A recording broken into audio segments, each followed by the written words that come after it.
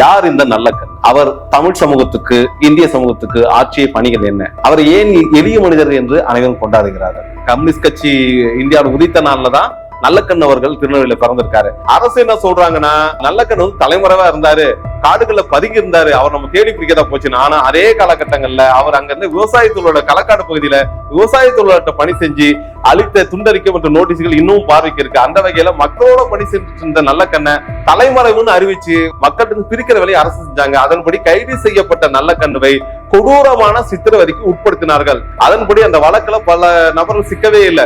முதற்கட்டமாக சிக்கிய நபர்ல நல்லக்கண்ணும் மாட்டிட்டாரு. ஆனா நல்லக்கண்ணு விசாரிச்சா மீதி தோலை குடிச்சிடலான்னு அவரை தலைகீழா கட்டி வச்சு அடிக்கிறாங்க. அவர் காலில் வந்து கடுமையா தாக்குறாங்க. அதை மீறி அவருடைய மீசை மீறி அன்னைக்கு பார்த்தா ஒரு முறுக்கு மீசை வச்சவரா இருந்திருக்கிறாரு இயல்பு காரணமாக. ஏன்னா இளப்பருவ வயதுல முறுக்கு மீசை, அந்த முறுக்கு மீசை வந்து ஒவ்வொரு மயில் கற்றைகளாக காவல்துறைகளை பிடுங்கி எடுக்கிறார்கள். ரத்தம் சொட்ட சொட்ட நல்லக்கண்ணு துடித்து எழுகிறார். ஆனா அவர்கிட்ட இருந்து எந்தெந்த தோலை எங்க இருக்காங்கிற தகவலை காவல்துறை பெற முடியவில்லை. காவல்துறையே பதிவு செய்தாங்க. அவரை எவ்வளவு விசாரணை மேற்கொண்டோம், உண்மையை சொல்லலன்னு இன்னொரு கூடுதல் குற்றச்சாட்டு வைக்கிறாங்க. 100 வயது தொட்டுட்டாரு. அந்த 100 வயதில் கூட தன்னை அரசு பொது மருத்துவமனையில் போய் சேர்த்து எனக்கு அங்க சிகிச்சை கொடுத்தா போதும், ஏன்னா எல்லா மக்களும் அங்கதானே வராங்க, அப்ப மக்களுக்குன்னு கட்டப்பட்ட இந்த மருத்துவமனையை நாமளே பயன்படுத்தலாம், மக்கள் அதை எப்படி நம்பிடுவாங்க, அதனால அரசு பொது மருத்துவமனை எனக்கு போதும், அங்க சிகிச்சை கொடுங்க, அங்க இருக்க டாக்டர் எல்லாம் தகுதி பெற்றவங்க தானே, அப்புறம் என்ன எனக்கு என்ன சிக்கல், அரசு மக்களை பாதுகாக்குது, அந்த வகையில அந்த மக்களுக்கு ஒருவனாக நானும் அரசு மருத்துவமனை இணைந்து பயன்பெறேன்ட்டு அவர் அங்கதான் சிகிச்சையில இருக்காரு.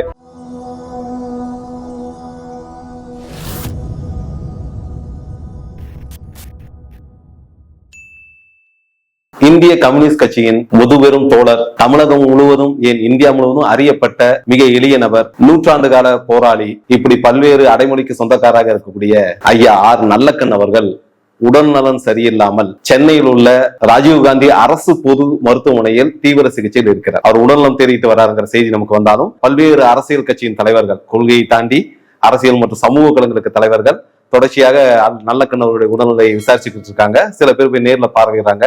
மாநில சுகாதார அமைச்சராக இருக்கக்கூடிய மா சுப்பிரமணியன் கூட அவர் நேர்ல சந்திக்கிறது நீங்க தவிர்த்துருங்க, ஏன்னா ஏற்கனவே உடல்நலம் சரியில்லாம இருக்காரு, நீங்க போய் அதை இடையூறு செய்ய வேண்டாம், உடல்நலம் தேடி வந்துட்டு இருக்காரு, அவர் கொஞ்சம் ஃப்ரீயா விடுங்கிற கருத்தை தெரிவிச்சிருக்காரு.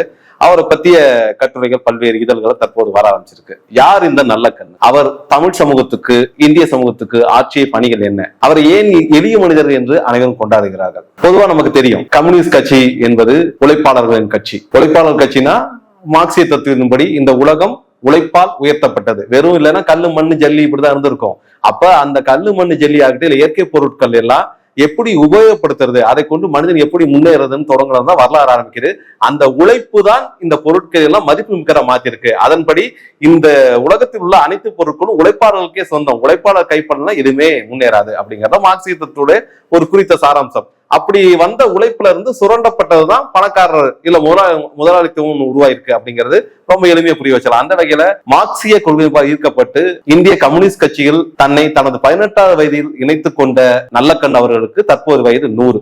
நல்லக்கண் அவங்க பாத்தீங்கன்னா 25 டிசம்பர் 1925ஆம் ஆண்டு திருநெல்வேலி மாவட்டத்துல வந்து பிறக்கிறாரு. இன்னும் சொல்ல போனா 1925 டிசம்பர் 25 அன்னைக்குதான் இந்தியாவில கம்யூனிஸ்ட் கட்சின்னு ஒண்ணு ஆதாரபூர்வமாக, அதுக்கு முன்னாடி சிறு சிறு குழுக்களா எங்க இருந்தாலும் ஆதாரபூர்வமாக கம்யூனிஸ்ட் கட்சி துவக்கப்பட்டது இந்தியாவில் அதே நாள் தான். இது ஒரு எதிர்பாராத பொருத்தம் சொல்லுவாங்க, அந்த மாதிரிதான் கம்யூனிஸ்ட் கட்சி இந்தியாவில் உதித்த நாள்ல தான் நல்லக்கண் அவர்கள் திருநெல்வேலியில பிறந்திருக்காரு. பிறந்த பிறகு அவருடைய குடும்பத்தின் சூழல் காரணமாக அங்கிருந்த பள்ளியில படிக்க ஆரம்பிக்கிறாரு.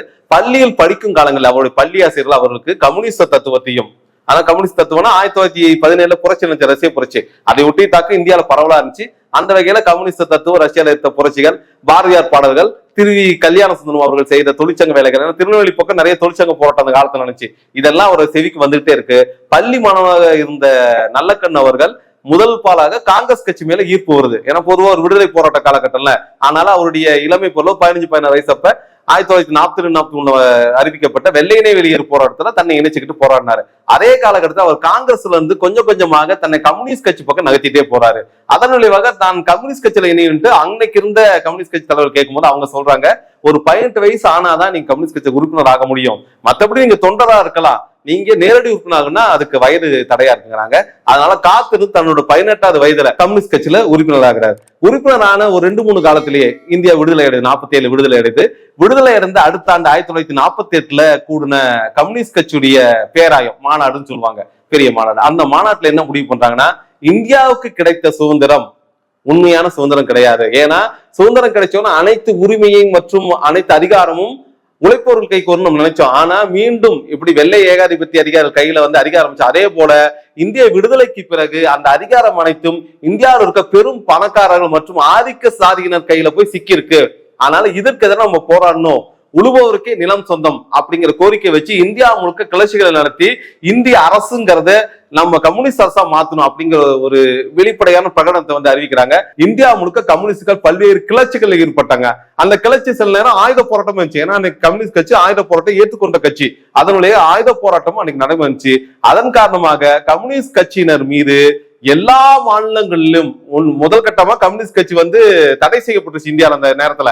அதே நேரத்துல கம்யூனிஸ்ட் கட்சி இயங்குறவர்கள் எல்லாரும் மேலையும் வழக்குகள் பதிவு செய்து, பொய் வழக்குகள் தான், சரி வழக்குகள் பதிவு செஞ்சு அவங்களை சிறையில் அடிச்சு கொடுமைப்படுத்தணுங்கிறது இந்திய அரசோட திட்டமா இருந்த காரணத்தினால அந்த காலகட்டத்தில் நல்லக்கண்ணு அவர்கள் பாத்தீங்கன்னா விவசாய தொழிலாளர் மத்தியில வேலை செஞ்சிட்டு இருந்தாரு. ஆனா அதையெல்லாம் கவனத்துல கொள்ளாம திருநெல்வேலியில் நடந்த பல்வேறு சம்பவங்கள், கம்யூனிஸ்ட் சம்பவங்களுக்கு எல்லாத்துக்கும் நல்லக்கண்ணுக்கு தொடர்பு இருக்குன்னு சொல்லி அவரையும் வந்து குற்றவாளியா சேர்த்து நெல்லை சதி வழக்குன்னு 49ஆம் ஆண்டு தமிழ்நாடு அரசு ஒரு வழக்க பதிவு பண்ணுது. அன்னைக்கு மெட்ராஸ் பிரசிடென்சி தமிழ்நாடு அரசு இல்ல, அந்த வழக்க பதிவு பண்ணாங்க. அதுல 99 பேர் குற்றம் சாட்டப்படுறாங்க. அதுல நல்லக்கண்ணு ஒருவர். நீண்ட தேர்தலுக்கு பிறகு நல்லக்கண்ணை கண்டுபிடிக்கிறாங்க.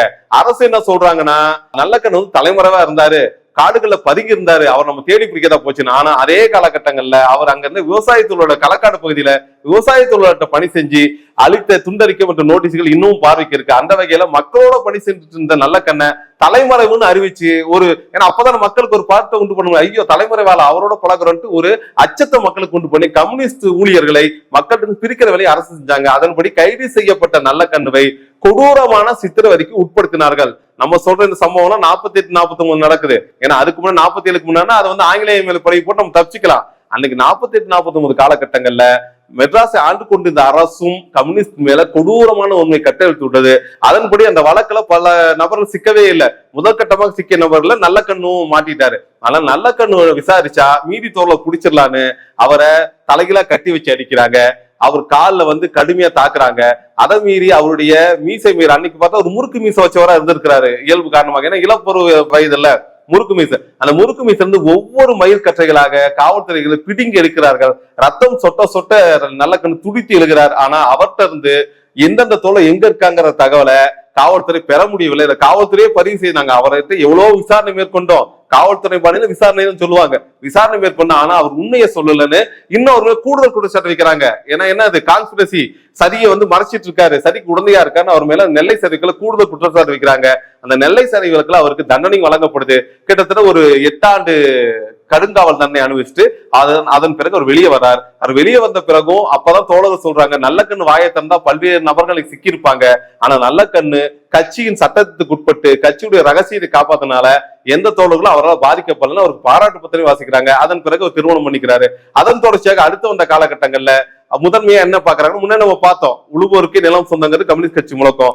அதன் பிறகு 1960 என்ன பண்றாங்கன்னா, ஜமீன்தார் கீழே ஏகப்பட்ட நிலம் குவிஞ்சிருக்கு, மடங்களுக்கு கீழே ஏகப்பட்ட நிலம் குவிஞ்சிருக்கு, இதையெல்லாம் நம்ம மீட்டெடுத்தாகன்ட்டு விவசாய தொழிலாளர்களுக்கு நிலம் வேண்டும். அவர்கள் நிலமற்றவங்களா இருக்காங்க. விவசாய தொழிலாளர் சொல்றது ஒடுக்கப்பட்ட இன மக்கள், நம்ம சொல்லுவோம்ல எஸ்சி ஷெட்யூல் காஸ்ட், அந்த மக்களுக்கு நிலம்ங்கிறது இல்லவே இல்லை. அவங்க குடியிருப்பு கூட எங்க வச்சிருக்காங்கன்னா மிராசுதார்கள் இல்ல மடங்கள் கீழே குடியிருப்பு கட்டியிருந்தாலும் என்னைக்கு அந்த மிராசு மடங்கள் ஆணையிட்டாலும் அவர்கள் வீடற்றவர்களாக நாரியற்றவர்களாக ரோட்டில் நிக்கணும். அதனால அரசு அவர் மேல உடனே கவனம் செலுத்தணும். அதற்காக போராட்டங்களை பரந்த அளவு தமிழ்நாடு ஒருங்கிணைச்சதுல நல்லக்கண்ணு அவர்களுக்கு மிக முக்கிய பங்கு உண்டு. அந்த வகையில் தோழர் நல்லக்கண்ணு அவர்கள் விவசாய மற்றும் விவசாய தொழிலாளர்களுடைய ஆதர்ச நாயகனாக விளங்கினார். 1960 70 காலகட்டம் வரைக்கும் பல ஆயிரக்கணக்கான ஏக்கர் நிலங்கள் அவரால் மீட்கப்பட்டு அது முடிந்த அளவுக்கு அரசு வசமோ இல்ல ஒரு குறைந்தபட்சம் ஏழை தொழிலாளர்களுக்கு பயனளிச்சிருக்கானா கண்டிப்பா உண்டு. அந்த வகையில் விவசாய தொழிலாளர்கள் நாயனாக நல்லக்கண்ணு அவர் விளங்கினாரு.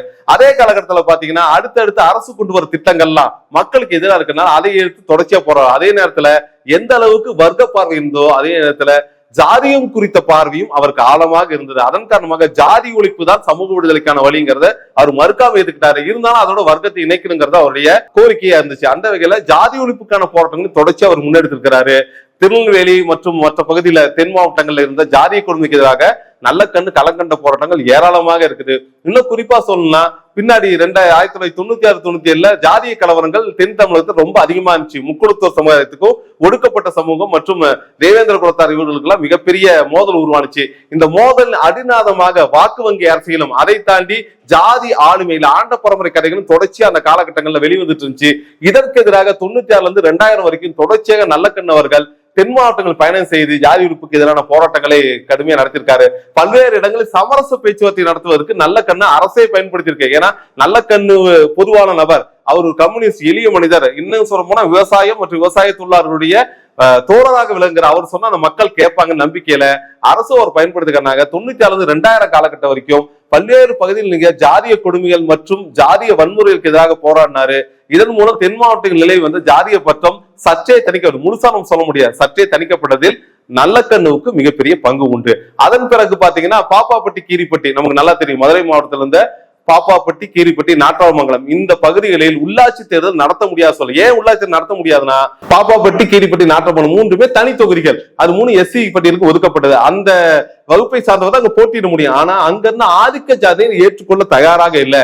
ஏன்னா இந்த SC தனி தொகுதிங்கிறது சுழற்சி முறையில மாற்றி மாற்றி ஒரு ஊருக்கு அவர் ஒரே ஊருக்கு 100 வருஷம் 50 வருஷம் இருக்காரு. ஒரு 10 வருடத்துக்கு ஒரு முறை அந்த பட்டியல் மாறிட்டு அப்பதான் அனைத்து இடங்கள்லயும் சமூக நல்லிணக்கம் மற்றும் ஜாதிய மனமாற்றம் ஏற்படுங்கிறதுனால இது மாதிரி கொண்டு வந்தாங்க. ஆனா அந்த சுழற்சி முறையில இந்த பாப்பாப்பட்டி கீரிப்பட்டி நாட்டாமங்கலத்துக்கு SC உறுப்பினர் தான் நிக்கணுங்கிற கோரிக்கையில் அரசாணையை அன்றைக்கு இருந்து ஆதிக்க சக்தி ஏத்துக்கல. அதனால 2000 காலகட்டங்களில் தொடர்ச்சியாக இது குறித்து பிரச்சாரங்களை நல்லக்கண்ணவர் மேற்கொண்டார்.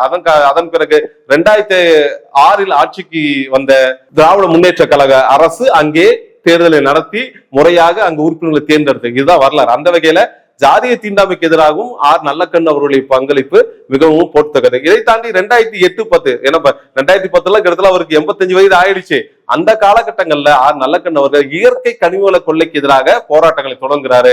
திருநெல்வேலி மாவட்டத்துல நமக்கு தெரியும் தாமிரபரணி ஆறு மிக பெருமை வாய்ந்தது. அதை ஒட்டிதான் நாகரிகங்கள் வளர்ந்திருக்கு. அந்த தாமிரபரணி ஆற்று தொடர்ச்சியாக மணல் கொள்ளை நடைபெற்றுட்டே இருந்துச்சு. மணல் கொள்ளை நடக்க அந்த தாமிரபரணி ஆற்றின் நீரோட்டம் குறைந்தது. சுற்றி இருக்கிற பாசன நிலங்கள் எல்லாம் பாதிப்புக்குள்ளாயின. மக்களுக்கு குடிநீர் தட்டுப்பாடு நிலவியது. அதனால மணல் அள்ளுவதை தடுக்க வேண்டும் அப்படிங்கிற கோரிக்கை முன்வைத்து பல்வேறு போராட்ட ஆர்ப்பாட்டம் நடத்தி தமிழ்நாடு உயர்நீதிமன்றத்தில் வழக்கு தொடுக்கப்படுகிறது. அந்த வழக்கு விசாரணையில் நல்லக்கண்ணு அவர்கள் நேரடியாக ஆஜர், அவருக்கு வயது 84-85 அப்ப நேரடியாக ஆஜராகி சட்டத்தின்படி ஏன் மணல் அள்ளக்கூடாது, இது எப்படி மக்களுடைய உரிமை, இயற்கை கனிம வளத்தில் மணலும் வருது, அது அள்ளுவரை அரசு கண்காணிக்க வேண்டும், தடுக்க வேண்டும், கட்டுப்படுத்த வேண்டும் கடுமையா வாதாடினார். அந்த வாதங்களை உணர்ந்து கொண்ட நீதியரசர்கள் உடனடியாக இந்த மணல் கொள்ளை பத்தியும் மணலுடைய வளமை பத்தியும் ஆராயத்துக்கு ஒரு குழுவை நியமிக்க தமிழக அரசு கேட்கிறாங்க. அதன்படி அமைக்கப்பட்ட குழு வல்லுநர்கள் தந்த ரிப்போர்ட் கூட நல்லக்கண்ணு அவர்கள் வாதாடிய காரணங்கள் சரியானவை நிரூபிச்ச காரணத்தினால ஒரு 5 ஆண்டுக்கு திருநெல்வேலியில் இருக்க தாமிரபரணி ஆற்றுல மணல் எடுக்கக்கூடாதுன்னு தடையை பிறப்பிச்சாங்க. அதன் பிறகு அந்த தடைக்கு பிறகு கூட மணல் அள்ளுதலை கட்டுப்படுத்துறதுக்கு தமிழ்நாடு அரசு எடுத்துக்க நடவடிக்கை குறித்து கேள்விகள் எழுப்பி ஓரளவுக்கு இந்த மணல் கொள்ளை கட்டுப்பாடு கொண்டு வந்தாங்க. அதற்கு காரணமாக இருந்த அந்த தாமிரபரணி மணல் எடுப்பதை தடுக்க வேண்டிய வழக்கை தொடுத்தவர் நல்லக்கண்ணு, வாதாடியவர் நல்லக்கண்ணு. அந்த வகையில் இயற்கை வள பாதுகாப்புக்கு ஆதரவாகவும் அவர் தொடர்ச்சியா போராடி இருக்கிறாரு. அவர் வயிறு புந்த காலத்தில் கூட கட்சி நலன் அப்படிதான் யோசிச்சிருக்காரு. ஏன்னா நமக்கு நல்லா தெரியும் 1962 கம்யூனிஸ்ட் கட்சியில ஒரு மிகப்பெரிய பிளவு ஏற்படுது. இந்திய கம்யூனிஸ்ட் கட்சி, இந்திய கம்யூனிஸ்ட் மார்க்சிஸ்ட் 2ஆ பிரிகிறாங்க. அந்த காலகட்டத்துல தாய் கழகம் நம்ம சொல்லக்கூடிய அளவுல இருக்க இந்திய கம்யூனிஸ்ட் கட்சியை பாதுகாத்து அதை தொடர்ச்சியா வழிநடத்த வந்ததுல தோழர் நல்லக்கண்ணுடைய பங்கு முதன்மையானது. கிட்டத்தட்ட 13 ஆண்டு காலம் இந்திய கம்யூனிஸ்ட் கட்சியின் தமிழ்நாடு மாநிலத்துக்கு அவர் தலைவராக, அதாவது செயலாளராக இருந்திருக்கிறார். அதன் பிறகு தேர்தல் அரசியல் ஒண்ணு இருக்குல்ல, நம்ம என்னதான் இந்த பக்கம் அவருடைய சமூக சீர்திருத்தம், அவருடைய போராட்டம், களம், தொழிலாளர் இப்படி என்ன பார்த்தாலும் தேர்தல் களம் ஒண்ணு இருக்குதுல்ல. அதுல 1980ஆம் ஆண்டு கட்சி அறிவுறுத்தின் பேரில் அம்பாசமுத்திரம் சட்டமன்ற தொகுதியில் நல்லக்கண்ணு போட்டியிருக்கிறார். ஆனா அந்த தேர்தலில் அவர் தோல்வியை தழுவுறாரு. அதுக்கு பல்வேறு காரணங்கள் சொல்லப்பட்டாலும் மக்கள் மத்தியில கம்யூனிஸ்டுக்கான செல்வாக்கு குறைஞ்சிட்டு இருந்த ஒரு காரணம். 1999ஆம் ஆண்டு கோவை நாடாளுமன்ற தொகுதி தேர்தலில் போட்டியிடுறாரு.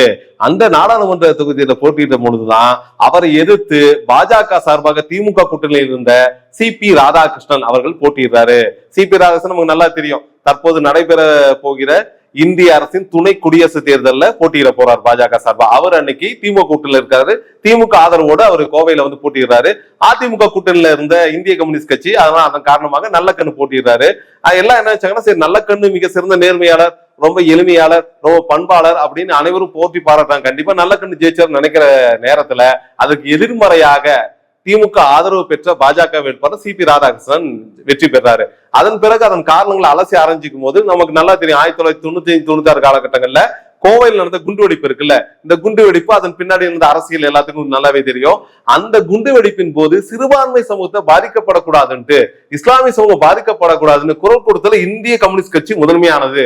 அப்போது அதனுடைய முக்கிய பொறுப்புல இருந்த நல்லக்கண் அவர்கள் கோவைக்கே வந்திருக்காரு, இஸ்லாமிய சமூக மக்களை கூடி பேசியிருக்காரு, சமூக நல்லிணக்க கூட்டங்களை ஏற்பாடு பண்ணியிருக்காங்க. அந்த வகையில அந்த சமூகத்தை பாதுகாக்கிறதுல உயிர் மூச்சா செயல்பட்டு இருக்காரு.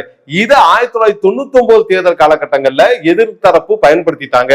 அவங்க என்ன சொல்றாங்கன்னா, நல்லக்கண் அவர்கள் இஸ்லாமிய சார்பா செயல்படுவாரு, அவர் இந்துக்களுக்கு செய்ய மாட்டேன், இந்த மாதிரி ஒரு பொருளை கிளப்பி விட்டு சமய சார்பற்ற மத சார்பற்ற நல்லக்கண் அவர்களை ஒரு மத சார்ந்தவராக பிரச்சாரம் செய்து தோற்கடிக்கப்பட்டதுதான் கோவையின் வரலாறு. அது இன்னைக்கு கோவைக்கு மாபெரும் இழுக்க இன்னை வரைக்கும் பாக்குறாங்க. ஏன்னா நம்ம என்னதான் கூட்டணி என்ன பார்த்தாலும் நல்லக்கண்ணு போன்ற நேர்மையான ஆட்களை தேர்ந்தெடுக்காமல் விட்டது அரசியல் பிழையா கூட இன்னைக்கு கருதப்படுது. அதன் பிறகு ஒரு தேர்தல் போட்டியில வயது காரணமாக கட்சியிலிருந்து அப்படியே கொஞ்சம் ஒதுங்குறாரு.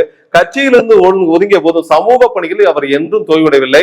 தமிழ்நாட்டில் நடைபெறுகின்ற எந்த ஜாதிய வன்முறைகளாகட்டும், இல்ல ஜாதிய கொடுமைகளாகட்டும், இல்ல அரசியல் ரீதியாக மக்களை பாதிக்கிற திட்டங்கள் எது அரசு கொண்டு வந்தாலும், இல்ல எதிர்கட்சிகள் தவறு செய்தாலும் முதலில் சுட்டிக்காட்டுகிற நபராக தோழர் நல்லக்கண்ணு இன்றளவும் திகழ்ந்து வருகிறார். அவருடைய வயது முதிர்வின் காரணமாக பல்வேறு நிகழ்ச்சியில் கலந்துகிட்ட கூட அவர்கிட்ட கேட்கிறாங்க, நீங்க எப்படி கம்யூனிஸ்ட் கட்சிக்கு வந்தீங்க? ஏன்னா காங்கிரஸ் கட்சி மிகப்பெரிய பொறுப்புலாம் இன்னைக்கு விடுதலை போராட்ட கடத்திற்கு அதை தாண்டி வந்தீங்கன்னா அவர் சொன்னது பாரதியார் கவிதைகளும் அதே போல திருவி கல்யாண சுந்தரம் ஒழிய தொழிற்சங்க வேலைகளும் இதையெல்லாம் பார்த்து படிச்சுதான் நான் கம்யூனிஸ்ட் கட்சியின் ஈர்க்கப்பட்டேன், அதுலதான் நான் கம்யூனிஸ்ட் கட்சியை நோக்கி வந்தேன்னு அவர் வெளிப்படையா தெரிவிக்கிறாரு.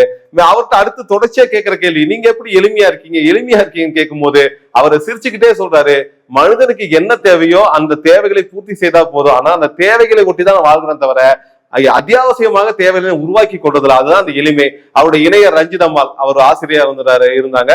அவருடைய ஆசிரியர் பணிங்கிறது இவருடைய பொது வாழ்க்கைக்கு ரொம்ப பயனுள்ளதா இருந்துச்சு. அந்த வகையில அந்த இணையர் கூட அவங்க சில வருடங்கள் முன்னாடி இயற்கை எழுதிட்டாங்க. அந்த சோகம் ஒரு மிக வெகுவா தாக்குச்சு. அதன் பிறகு தமிழ்நாடு அரசு அவருக்கு தகைசால் தமிழர் அப்படிங்கிற விருதை வழங்குறாங்க. அந்த விருதுக்கு கொடுக்கப்பட்ட பணமுடிப்போடு இன்னும் ஒரு 5000 ரூபாய் கூட சேர்த்து அவர் கையில கொடுத்து, இதை நீங்க இயற்கை பேரிடர் நிவாரணத்துக்கு வச்சுக்கோங்க, வெள்ள நிவாரணம் இதை பயன்படுத்திக்கோங்க, மீண்டும் தமிழ்நாடு அரசுக்கே கொடுக்கக்கூடிய பெருந்தன்மை வாய்ந்த நபராக தோழர் நல்லக்கண்ணு விளங்குகிறார். நமக்கு நல்லா தெரியும் 2015ஆம் ஆண்டு சென்னையில் ஒரு பெரு வெள்ளம் ஏற்படுது, மேக பெருவெடிப்பு, அதை தொடர்ச்சியான மழை பெரு வெள்ளம் ஏற்படுச்சு. அந்த வெள்ளம் ஐயா நல்லக்கண்ணு வாழ்ந்த வீட்டையும் தாக்குது. வீட்டுல இருந்து 2000க்கும் மேற்பட்ட புத்தகங்கள் தண்ணீர் அடித்து செல்லப்படுது, இல்லைன்னா வீணா போயிருது. அந்த காலத்துல வீட்டுல இருந்து ஒரு சில உடைமை பொருட்களும் சேரமடைஞ்சது. அப்போது அவர் பாதுகாப்பதற்காக தமிழ்நாடு அரசு அவரை காப்பாத்துக்க தனியா ஒரு படை அனுப்புது. அந்த படை வீரர்கள்ட்ட நான் நல்லா தான் இருக்கேன், பக்கத்துல இருக்க தோழர்களையும் நல்லா பாத்துக்கிறாங்கன்னா எனக்கு பெரிய சிக்கல்லாம் ஒண்ணும் இல்லை, என்னை விட பாதிக்கப்பட்ட மக்கள் தண்ணியில அடிச்சுட்டு போற நிலைமை இன்னும் பல பேர் இருக்கு, அவங்கள போய் நீங்க காப்பாத்துக்கன்னு அந்த பாதுகாப்படியை அன்பாக உபசரித்து அனுப்பி வைத்தார். இதுதான் நல்லக்கண்ணோட வரலாறு. அந்த அளவுக்கு மக்கள் மீதான பற்று. அதே போல அடுத்து பல்வேறு நிகழ்ச்சிகளில் அவருக்கு பணமுடிப்பு கொடுக்கப்பட்ட பொழுதும், இல்ல அவரை பாராட்டி விருதுகள் நலத்திட்டங்கள் எது கொடுத்தாலுமே அதை அவர் கட்சிக்கும் மக்களுக்கும் தான் பகிர்ந்திருக்காரு. அவர் தனக்குன்னு இது எடுத்துட்டு போறதே இல்லை.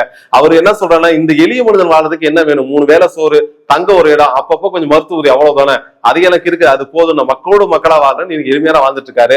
அத்தகைய பெயர் மற்றும் புகழ் வாய்ந்த எளிமையின் சிகரமாக ஒரு கம்யூனிஸ்ட் தோழர் அப்படிங்கிற அடையாளத்துக்கு இலக்கணமாக இருக்கிற ஐயா நல்லக்கண் அவர்கள் தற்போது உடல்நிலை சரியில்லாமல், ஏன்னா வயது மூப்பின் காரணமாக நோய்கள் வர இயற்கிறார். அந்த வகையில மூச்சுத்திறன் மற்றும் நுரையீரல் சிக்கல் காரணமாக சென்னை ராஜீவ்காந்தி அரசு பொது மருத்துவமனையில அவர் சிகிச்சையில இருக்காரு. நமக்கு நல்லா தெரியும், தமிழ்நாடு இல்ல இந்தியா முழுக்க எந்த ஒரு அமைச்சர் மற்றும் இல்ல அதிகாரிகளுக்கு உடல்நிலை சரியில்லை உடனே அவங்க அப்பல்லோ இல்ல மிக புகழ் வாய்ந்த ஒரு தனியார் மருத்துவ பேர் சிகிச்சைக்கு எடுப்பாங்க. அரசு மருத்துவமனையில் தன்னை போய் சிகிச்சைக்கு எடுத்துக்கிறது கம்யூனிஸ்ட் தோழர் தான் இருக்காங்க.